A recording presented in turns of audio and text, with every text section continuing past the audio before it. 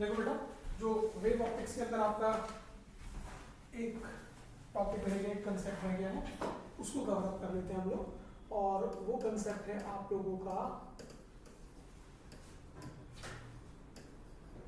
Polarisation. ठीक है, अब एक चीज ध्यान रखना सबसे पहले कि पोलराइजेशन जो है वो एक ऐसा फिनोमिना है जो कि सिर्फ और सिर्फ किस तरह की वेव्स में देखा जा सकता है, ट्रांसवर्स वेव में देख सकता है। ठीक है, सो दिस मीन्स इसको हम लोग जब स्टडी करेंगे तो वो किसके लिए करेंगे, क्यों? क्योंकि लाइट किस तरह की वेव है बेटा हमारी, एक इलेक्ट्रोमैग्नेटिक वेव, और इलेक्ट्रोमैग्नेटिक वेव का नेचर कैसा होता है, ट्रांसवर्स। ये ध्यान रहेगा। फिर अगली चीज हम लोग ध्यान रखेंगे कि भाई क्योंकि इलेक्ट्रोमैग्नेटिक वेव है तो इसका मतलब हुआ कि इलेक्ट्रिक फील्ड,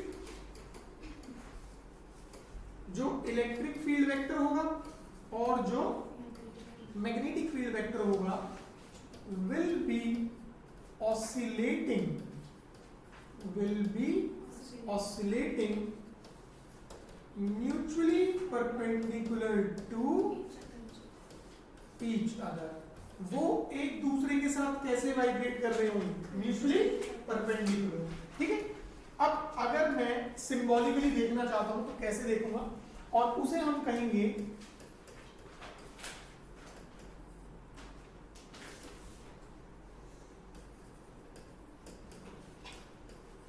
अनपोलराइज्ड लाइट। मतलब जब तक हम लोगों ने पोलराइजेशन नहीं किया, अभी देखेंगे पोलराइजेशन होता क्या, बट पहले हम बात कर रहे हैं पोलराइजेशन से पहले। अगर हम बात कर रहे हैं अनपोलराइज्ड लाइट की तो उसे इस तरीके से रिप्रेजेंट करना है बेटा। ये बनाए हम लोगों ने डॉट। ठीक, ये जो डॉट है ये किसे रिप्रेजेंट करेगा, ये रिप्रेजेंट करेगा मैग्नेटिक फील्ड को। ठीक है, आप डॉट की जगह क्रॉस बना लो, वो चॉइस है आपकी। ठीक है, सो जो डॉट है वो डॉट सिंबल किसको रिप्रेजेंट कर रहा है, मैग्नेटिक फील्ड को। अब हम लोग बोलते थे ना dot is outward and cross is inward, तो ये जो डॉट है वो किसे रिप्रेजेंट कर रहा है, this is representing the outward magnetic field. जो मैग्नेटिक फील्ड है वो कैसे एक्ट कर रही होगी, बाहर की तरफ एक्ट कर रही होगी। ठीक, और ये एरो हेड जो हम लोग बना रहे हैं इस तरीके से, ठीक, these are representing the electric field vector। ये किसे रिप्रेजेंट कर रहे हैं हमारे पास, इलेक्ट्रिक फील्ड वेक्टर को। ठीक है, अब ध्यान से देखो भाई, ये तो हो गया हमारा इलेक्ट्रिक फील्ड वेक्टर इस तरीके से अलोंग y एक्सिस बना लिया। ठीक है, एंड अलोंग z एक्सिस हमारा क्या हो गया, मैग्नेटिक फील्ड वेक्टर।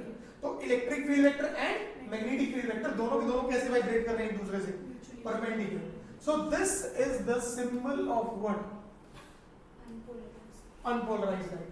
ठीक है, अभी हमने पोलराइजेशन नहीं किया। अभी यहां जो भी इंटेंसिटी रहेगी दैट विल बी मैक्सिमम। वो इंटेंसिटी क्या ली जाएगी, मैक्सिमम ली जाएगी, जिसको कि हम लोग क्या लिखेंगे, आई नॉट, इस तरीके से।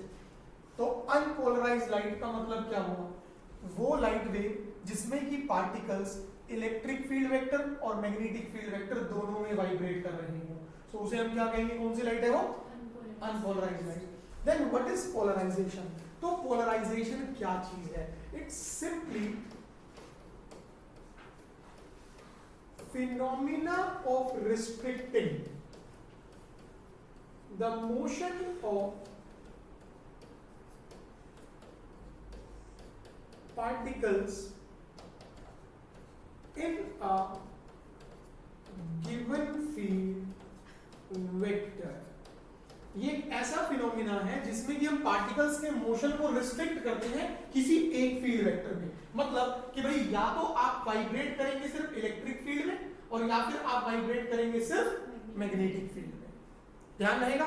सो what is polarisation, the phenomena of restricting the motion of particles in one of the field vector, कि या तो इलेक्ट्रिक फील्ड में वाइब्रेट करो और या फिर मैग्नेटिक फील्ड में वाइब्रेट करो। सो पोलराइजेशन क्या है, ये चीज समझ आ गई। पोलराइजेशन से पहले जो लाइट होगी उसे ऐसे रिप्रेजेंट करना है, और क्या कहेंगे, अनपोलराइज्ड लाइट, इंटेंसिटी क्या रहेगी, मैक्सिमम, कैसे लिखेंगे, आई नॉट से। क्लियर है? पक्का?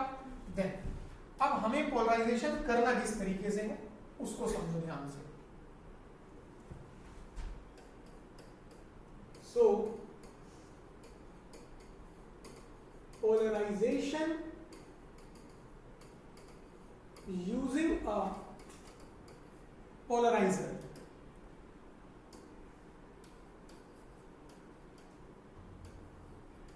हम पोलराइजेशन करेंगे और वो भी किसकी हेल्प से? एक पोलराइजर की हेल्प से। अब यहां जो पोलराइजर रहेगा वो कौन रहेगा हमारा? It's going to be a Nicol prism. ये ध्यान रखना है कि यहां पोलराइजर कौन होगा हमारा? निकोल प्रिज्म रहेगा। अब किस तरीके से इसको समझो ध्यान से। ये हम लोगों ने बनाया अपना पोलराइजर इस तरीके से, जैसे आप लोग अपना केमिस्ट्री के अंदर बनाते हैं ना साइक्लोहेक्सेन, तो ये आपका क्रिस्टल है, पोलराइजर है, ठीक है। और इस पोलराइजर का ये हो गया ऑप्टिकल एक्सिस, ठीक। ये चीज क्या रिप्रेजेंट कर रही है? Optical axis of the polariser. ये पोलराइजर का ऑप्टिकल एक्सिस है। अब पोलराइजर के ऑप्टिकल एक्सिस की प्रॉपर्टी क्या है ये समझना है, ठीक। will allow the parallel component to pass through, ठीक। भाई हम यहां से एंट्री कराएंगे अनपोलराइज्ड लाइट की, ठीक है। अब जब अनपोलराइज्ड लाइट को एंटर कराएंगे तो उसमें इलेक्ट्रिक फील्ड वेक्टर भी है, मैग्नेटिक फील्ड वेक्टर भी है, और वो दोनों एक दूसरे से क्या है? परपेंडिकुलर। तो जब हम यहां एंटर कराएंगे तो जो कंपोनेंट ऑप्टिकल एक्सिस से पैरेलल होगा, ठीक है, उसको तो क्या कर देगा? अलाउ कर देगा, ठीक है। And will block the perpendicular component। और क्या करेगा? परपेंडिकुलर कंपोनेंट को वहीं के वहीं ब्लॉक कर देगा।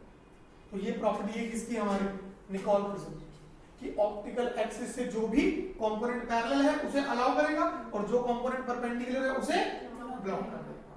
ये चीज ध्यान रहेगी। अब किस तरीके से समझना है इसको कि पोलराइजेशन कैसे कराएगा ये, वो चीज देखो।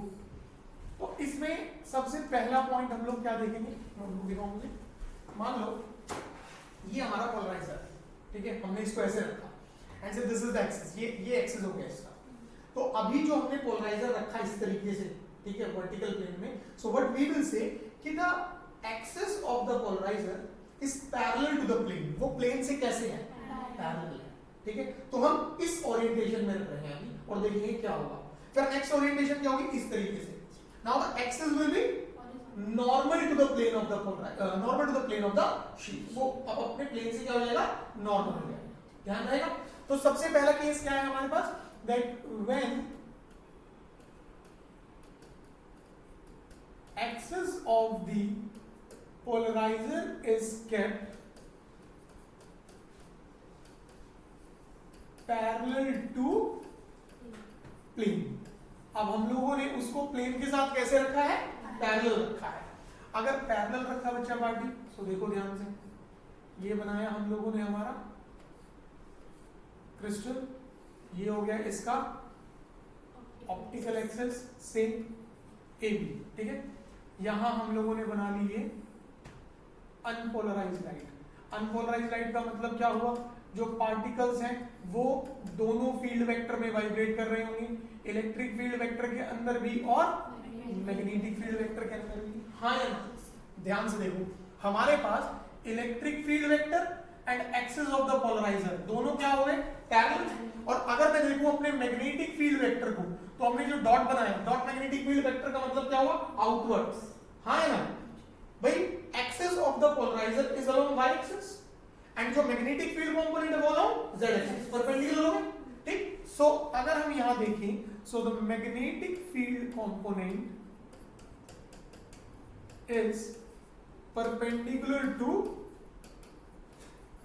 Axis of polariser. वो पोलराइजर के एक्सिस से क्या है? परपेंडिकुलर है।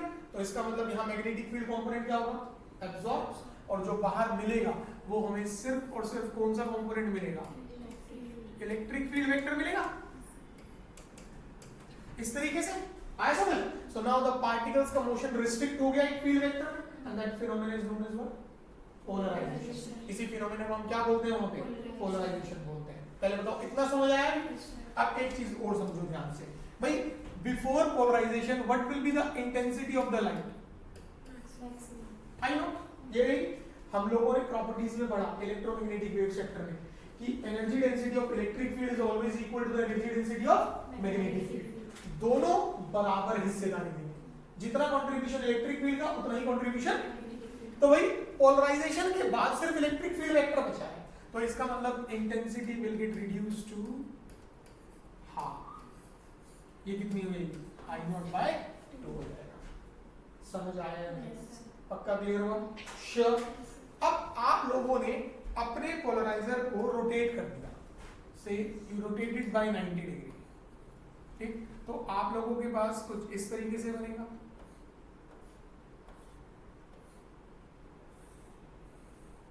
ठीक? ये ए इधर आ गया और बी इधर, इस तरीके से आएगी ये चीज, ठीक? बहुत ध्यान से देखना बेटा। ये हमारी अनपोलराइज्ड लाइट हो गई, इसको भी हम लोगों ने अपने क्रिस्टल में एंट्री करा दिया। ये मैग्नेटिक फील्ड कंपोनेंट इस तरीके से, ठीक? यहां इंटेंसिटी कितनी रहेगी, I0। अब ध्यान से देखो, जो तुम्हारे पोलराइजर का एक्सिस है AB, ठीक है? इस एक्सिस के साथ इलेक्ट्रिक फील्ड वेक्टर और मैग्नेटिक फील्ड वेक्टर दोनों ही क्या है, परपेंडिकुलर है। भाई चेक इट आउट, ये तुम्हारा एक्स एक्सिस हो गया, इलेक्ट्रिक फील्ड वाई एक्सिस होगी, मैग्नेटिक फील्ड। अब तो दोनों ही कंपोनेंट क्या हो गए, परपेंडिकुलर हो गए। अगर दोनों ही कंपोनेंट परपेंडिकुलर हो गए तो दोनों एब्जॉर्ब हो जाएंगे और यहाँ हमें कोई भी लाइट, कल मैंने आपको बताया था ना कि अगर दो को हम लोग एक दूसरे से पैरेलल रखने कोई दिक्कत नहीं, बट उसको रोटेट करके 90 डिग्री पे ले आएंगे तो हमें कोई भी लाइट, वो कंसेप्ट समझ आ गया अच्छे से? श्योर। सो इसका रीजन क्या रहा कि यहाँ electric field vector and magnetic field vector both are perpendicular to optical axis, तो दोनों ही क्या हो जाएंगे, एब्जॉर्ब, और हमें कोई भी लाइट नहीं मिलेगी। बात समझ आई अच्छे से, प्रॉपरली क्लियर है? श्योर, ठीक? अब देखो, ये तो केस था कि जब हमने एक्सिस को कैसे रखा, प्लेन से पैरेलल रखा, ठीक? अगला जो केस आता है बेटा हमारे पास,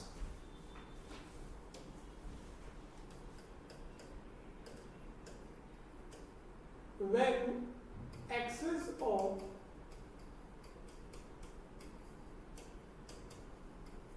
polarizer is kept normal to the plane, ठीक है? उसको हम लोगों ने प्लेन से क्या रखा, नॉर्मल। अब वो चीज यहाँ बनाने में थोड़ा सा दिक्कत रहेगा, ये इस तरीके से रखा आपका पोलराइजर, ठीक है?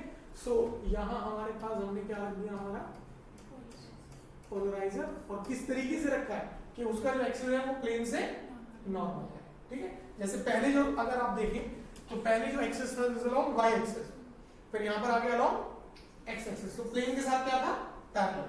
बट अब हम लोगों ने यहाँ पर क्या कर दिया, it is along Z axis.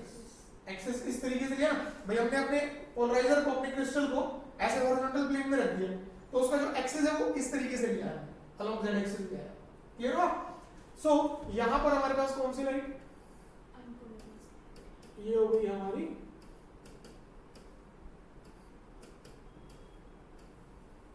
Incident unpolarised light, ठीक है? जिसकी इंटेंसिटी कितनी रहेगी, I0। बट बेटा अगर आप ध्यान से आप देखें तो जो पोलराइजर का एक्सिस है वो कौन से एक्सिस पर, जेड एक्सिस पर। डॉट मैग्नेटिक फील्ड मतलब क्या होता था, outward, this is again along Z axis, and electric field vector जो है वो पोलराइजर के एक्सिस से क्या होगा, परपेंडिकुलर। सो अब हमारे पास इस केस में क्या हुआ कि now the electric field vector, now electric field vector is normal to the axis of polariser. तो हमने क्या कहा था, प्रॉपर्टी है, पैरेलल वाले को क्या कर देगा, अलाउ, परपेंडिकुलर वाले को क्या कर लेगा, एब्जॉर्ब। तो अब इलेक्ट्रिक फील्ड जो है वो परपेंडिकुलर है, तो इलेक्ट्रिक फील्ड वेक्टर क्या हो जाएगा, एब्जॉर्ब, और बाहर कौन मिलेगा, मैग्नेटिक फील्ड वेक्टर। सो ये अब जो लाइट मिलेगी हमें, इसमें पार्टिकल सिर्फ किसमें वाइब्रेट कर रहे होंगे, मैग्नेटिक फील्ड वेक्टर में। सो इंटेंसिटी कितनी हो जाएगी हमारे पास, आई नॉट बाय, आया समझ। तो अब ये भी ध्यान रखना है कि अगर पोलराइजर का एक्सिस प्लेन से परपेंडिकुलर है, पोलराइजर का एक्सिस प्लेन से परपेंडिकुलर है, तो कौन मिलेगा, मैग्नेटिक फील्ड वेक्टर मिलेगा। और अगर पोलराइजर का एक्सिस प्लेन से पैरेलल है, पोलराइजर का एक्सिस प्लेन से पैरेलल है, तो क्या मिलेगा, इलेक्ट्रिक फील्ड वेक्टर मिलेगा। समझ आया अच्छे से। तो ये पहला प्रोसेस था कि हम लोग पोलराइजेशन को कैसे कर रहे हैं, with the help of a polariser. Clear हुआ अच्छे से। फिर नेक्स्ट आता है बेटा इसमें आप लोगों के पास, that is polarisation using scattering. ये भी बहुत सिंपल है।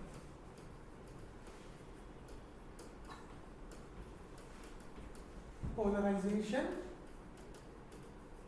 Using scattering. अब इसमें कंडीशन है बेटा, सपोज हमारे पास एक अरेंजमेंट है कुछ इस तरीके से लिया हम लोगों ने, ठीक है, और इसमें बहुत सारे छोटे छोटे पार्टिकल्स हैं।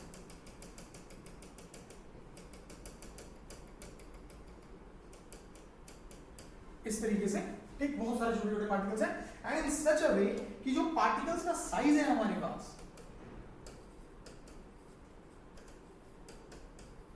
size of the particles is less than equal to 10 की पावर माइनस 6 मीटर। वो 10 की पावर माइनस 6 मीटर के बराबर या उससे भी छोटे होने चाहिए आपके, ठीक है। सो दिस अरेंजमेंट, ये जो हमारे पास हिस्सा है स्कैटरर, इसको क्या नाम दिया जाएगा, स्कैटरर नाम दिया जाएगा, ठीक है। अब यहां पर हमने 3 एक्सेस कंसीडर की, ठीक है। ये हो गया हमारा x एक्सिस, ये हो गया हमारा y एक्सिस, ये हो गया हमारा z एक्सिस, ठीक है।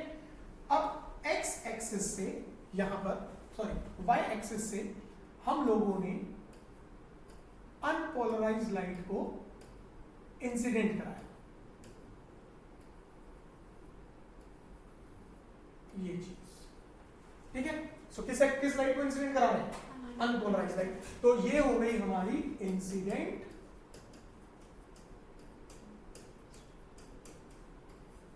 अनपोलराइज्ड लाइट, ठीक है।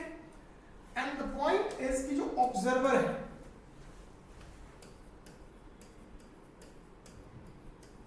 ऑब्जर्वर नंबर 1 यहां पर आ गया और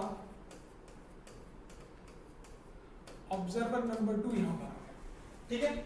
अगर ऑब्जर्वर ऑब्जर्व करते हैं म्यूचुअल परपेंडिकुलर पोजीशंस पे, भाई अगर हमने इंसिडेंट करा बाय से, तो x और z दोनों कैसी होगी, म्यूचुअल परपेंडिकुलर। तो इन एक्सिस पर जो लाइट दिखेगी that will be the polarised light. तो किस तरह की लाइट दिखेगी बेटा, यहां पर पोलराइज्ड लाइट दिखेगी। एक एक्सिस पर इलेक्ट्रिक फील्ड वेक्टर और दूसरे एक्सिस पर मैग्नेटिक फील्ड वेक्टर। तो this is known as what, polarisation using scattering. Simple सा पॉइंट है, कंडीशन कि हमें लाइट को कहां इंसिडेंट करना है, अनपोलराइज्ड लाइट को कहां इंसिडेंट करना है, एक ऐसे अरेंजमेंट के अंदर जिसमें पार्टिकल्स का जो साइज है वो 10 की पावर माइनस 6 या फिर उससे भी छोटा हो, ठीक है।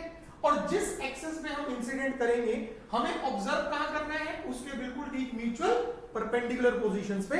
तो परपेंडिकुलर पोजीशंस पे जो हमें लाइट नजर आएगी वो कैसी लाइट नजर आएगी, पोलराइज्ड लाइट। ये जो लाइट दिखेगी ये कैसी रहेगी, this is going to be polarized light as it is। ये वाली जो होगी ये भी कैसी रहेगी हमारी, polarized light। ये सेकंड टेक्निक है, दो ध्यान रहेंगे अच्छे से। सबसे पहले यूजिंग द पोलराइजर और दूसरी होगी हमारी स्कैटरिंग, ठीक। देन तीसरी जो टेक्निक आती है बेटा,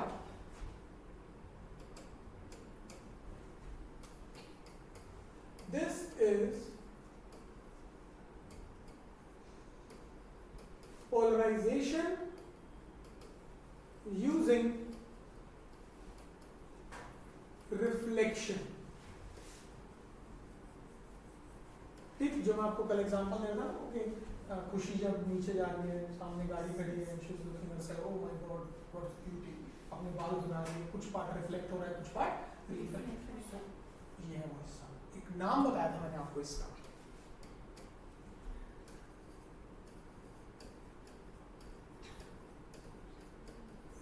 ब्रिस्टल्स लॉ।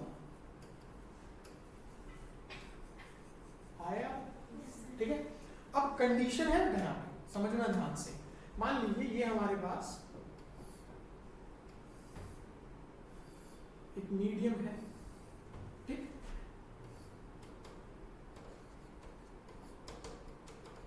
और इसका रिफ्रैक्टिव इंडेक्स जो है वो है n, ठीक। ये हम लोगों ने नॉर्मल बना लिया है।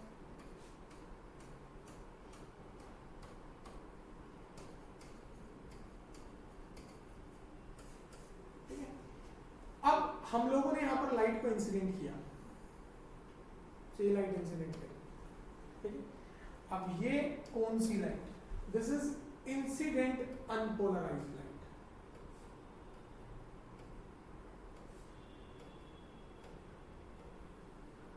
ये किस तरह की लाइट रहेगी? दिस इज हमारी इंसिडेंट अनपोलराइज्ड लाइट, ठीक है। और जिस एंगल पे हमने इसे इंसिडेंट किया, this is termed as IP, ठीक है, इसको बोलते हैं पोलराइजिंग एंगल। अब इस लाइट का कुछ हिस्सा जो है वो रिफ्लेक्ट होगा, कुछ हिस्सा जो है वो क्या करेगा? रिफ्लेक्ट, और कुछ हिस्सा जो है वो रिफ्रैक्ट करेगा, ठीक। अगर इन दोनों के बीच में जो एंगल है वो कितना हो जाता है? 90। तो जो रिफ्लेक्टेड लाइट होगी, रिफ्रैक्टेड नहीं, कौन सी? Reflected, this will be the polarised light. ये किस तरह की लाइट रहेगी? Polarised light. आया समझ? कंडीशन है, ध्यान से। हमने अनपोलराइज्ड लाइट को इंसिडेंट करा, तो उसका कुछ हिस्सा रिफ्लेक्ट होगा और कुछ हिस्सा रिफ्रैक्ट होगा। अगर रिफ्लेक्टेड एंड रिफ्रैक्टेड के बीच में एंगल कितना हो जाएगा? 90 डिग्री। तो जो रिफ्लेक्टेड लाइट है वो कैसी लाइट रहेगी? पोलराइज्ड रहेगी, ठीक है। तो ये हम लोग बना देते हैं कि ये हमें जो लाइट मिली वो किस तरह की लाइट मिल गई? पोलराइज्ड लाइट, ठीक है। और जो अंदर रहेगी, this will be partially polarised. ये कैसी लाइट रहेगी? मतलब ये प्रॉपर्ली पोलराइज्ड नहीं, ठीक है।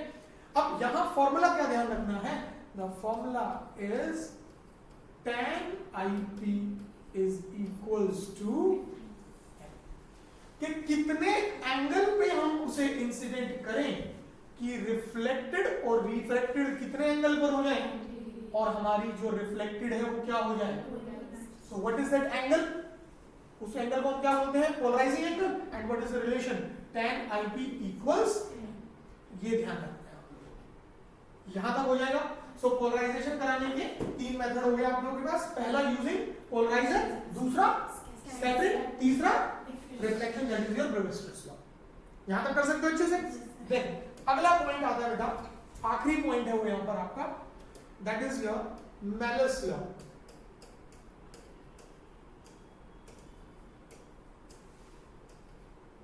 अब देखिए मेलस लॉ ने क्या कहा, जो मेजर न्यूमेरिकल है ना वो इस पार्ट से है आपका, अगर हुआ तो, ठीक है। सो मेलस लॉ क्या कहती है कि जो इंटेंसिटी होगी ट्रांसमिटेड लाइट की, intensity of transmitted light always very directly proportional to square of cosine of the angle, ठीक। और ये जो एंगल है ये किसके बीच का एंगल है? This is the angle between axis of polariser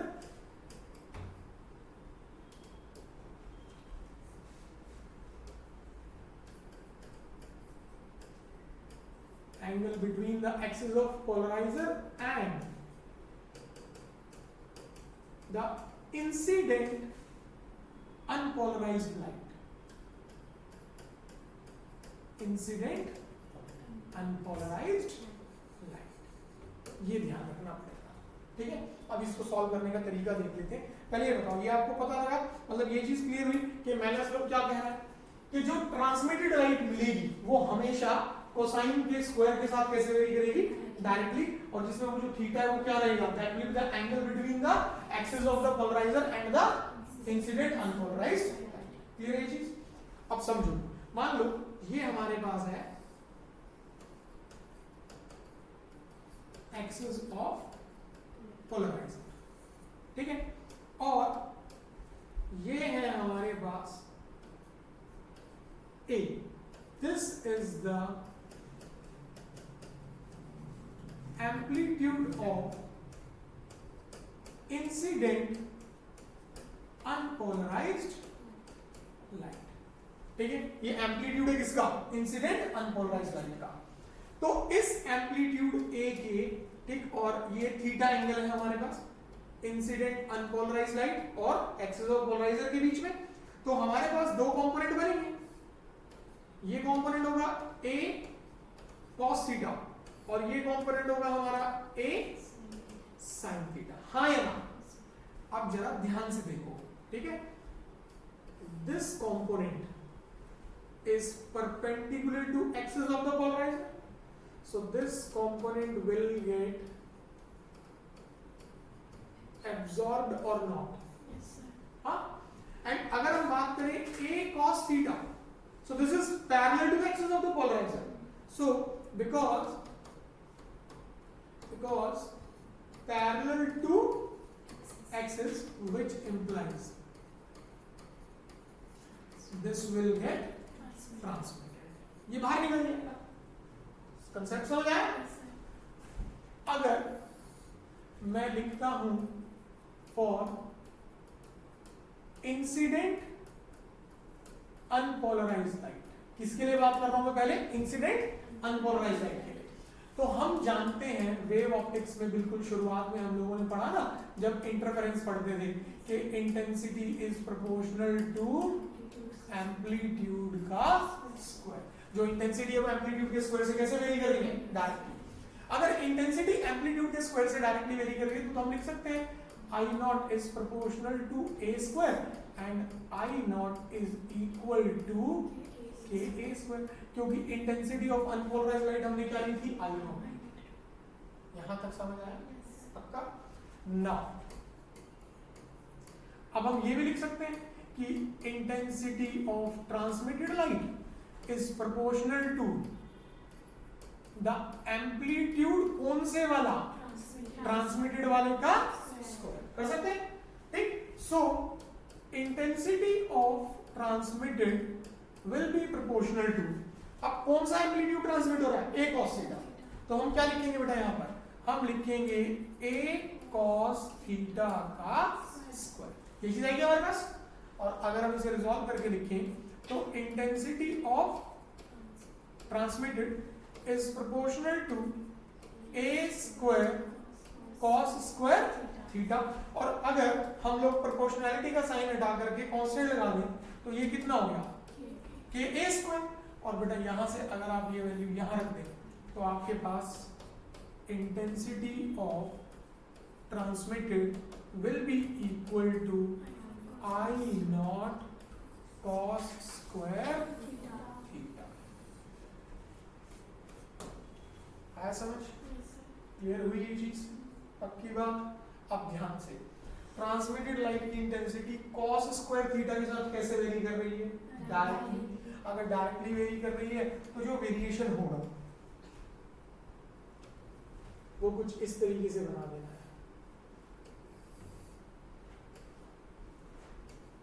यहां पर हो जाएगा हमारे पास इंटेंसिटी वॉट पर मीटर स्क्वायर, यहां हो जाएगा ओरिएंटेशन,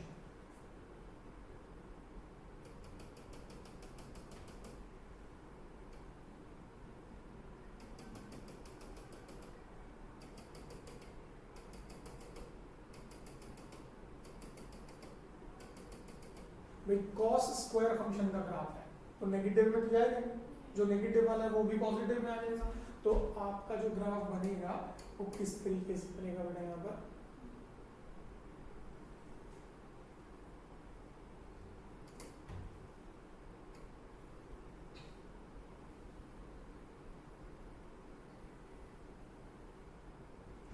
इस तरीके से।